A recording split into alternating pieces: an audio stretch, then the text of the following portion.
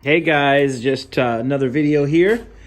Wanted to review the Harbor Freight Vehicle Scissor Lift. You can see it right there. I'm going to start off by saying I wish I would have gotten this 10 years ago. I mean, this thing has already, in a month and a half, paid for itself. Almost 1.5 times, because I had to redo the rear suspension on that Sonata there, and I'm telling you what, it saved time. It saved me hundreds and hundreds of dollars doing that suspension work. So anyway, I'll just go over it quick for those of you that are considering it. There it is there. I'm going to put a car up on it in a second. Here's the pump unit that it comes with. A couple things about it.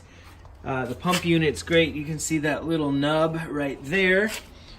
That is designed to go into here. And you can actually pick up the scissor lift, pick up that side, and you can roll it around. So the first thing that was important to me is that it was movable and portable, which is what I love about it. I can...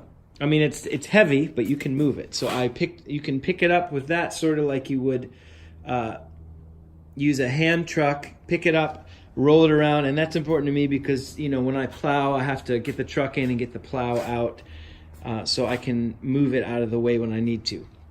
There's the hydraulic line, and that other little line is actually the safety mechanism cable. That's the safety mechanism right there. And the cable just goes back to this bicycle brake looking handle. And when we pull this, you can see it moves the safety mechanism, and I'll show you more of that. The wiring is easy. It's a no-brainer. It comes just with a wire. You have to put a plug on it, just a 220 twist lock. And you have to put a receptacle for yourself, but that's good because, again, if you're going to use this unit to move the scissor lift around, you don't want to hardwire it into your panel. It would have been easy for me to hardwire into the panel, but with the plug, I can move this unit around. So it is 220. It needs 20 amps, 220. So that's it. And very, very simple operation, up and down. And then to lower it, you literally just hit this and it goes down. It goes down super slow without any weight on it if I go much higher than that. So basically that's the unit. Let me get this car in here and put it up, and I'll show you how it works. Before I do that, I'm going to give you the dimensions. There's basically, sorry for the video there. There's basically two, if I were to call that, issues with this unit. The first is that some people have problems with the jacking points, as you can see there. Some vehicles are too wide, and these 4 jacking points will not work. So I'm going to give you the exact dimensions right now. You can check it out if you're considering buying this. So from side to side, we have right about 55 inches, give or take. And then front to back, again, this is with these are extended all the way. We're right at 71 inches, 70 and a half. Okay, so that one issue is that some people have issues with certain vehicles and the jacking points not being able to reach. You have complete flexibility here. You know, you can get angles, these slide in, these move completely around. However, there's some vehicles that no matter what kind of configuration you use, it's problematic because you can't reach the jacking points. I've known people, I actually have a friend who has this and uses some blocking and you know, other rigged up things to make it work. I wouldn't recommend that necessarily, but there are, you know, as we say, there's always a way to figure it out if you set your mind to it. The other issue is that some vehicles don't have the proper clearance. You can't drive over them. So I'm sure if you look at other videos, you'll see people doing the same thing. You just, all it takes is a couple 2x6s, 2x4s. I probably should have used 2x12s just to make it easier, but I didn't want to buy any lumber, so I just used what I had sitting around. And as you'll see in a minute, I need to get this Sonata up there. There's no way it would clear by itself, but just with an extra 3 inches of stacked 2x lumber, it'll work fine.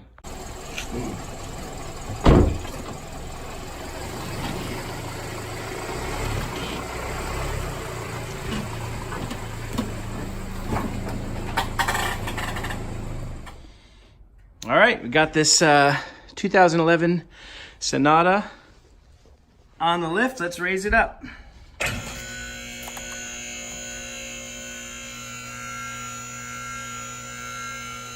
Again, I cannot tell you how handy this is. The construction is solid, it's very safe. But for brake jobs, suspension, tire rotation, oil changes, you know, undercoating. I do all the undercoating in the winters here in the Northeast. It's just, it's already, like I said, it's paid for itself. There's the safety mechanism. You can hear it clicking. Every so often it'll click into the next groove, and then that will stop, that you actually take the weight off of the cylinders and let it rest on that safety mechanism. I'll show you when we get all the way up.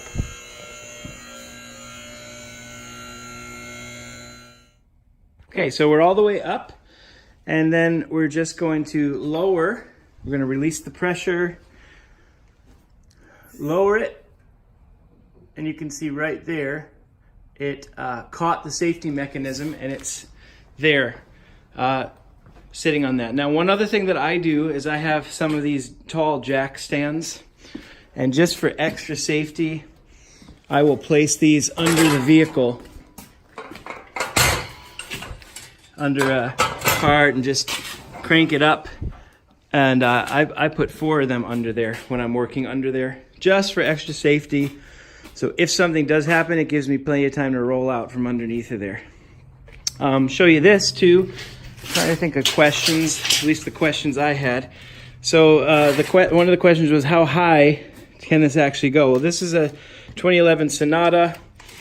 From the floor, you can see it's 55.5, 56 inches, so 4'8" is actually where, that's how high it gets this car, which is plenty to do anything you want. Now, I said at the beginning there's 2 concerns that people have with this. There's actually 3. I mentioned the first 2.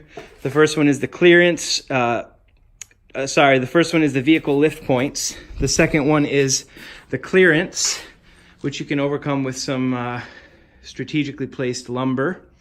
And then the third one, obviously, is with any scissor lift, you have access issues underneath. So I'm going to show you closely all the access here. Obviously, when you're working underneath, if you're doing exhaust or you're doing transmission work, you are going to have to deal with the scissor lift.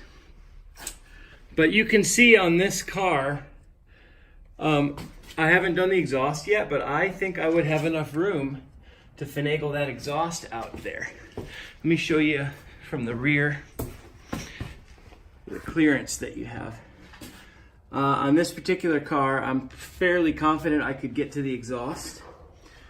You can see all this nastiness here, which is undercoating. I always undercoat cars with fluid film. Shout out to fluid film.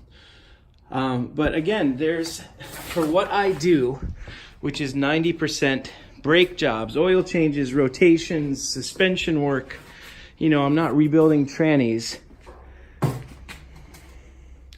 all the time. For what I do, this lift is amazing. And again, I wish I would have gotten it 10 years ago. I would recommend it.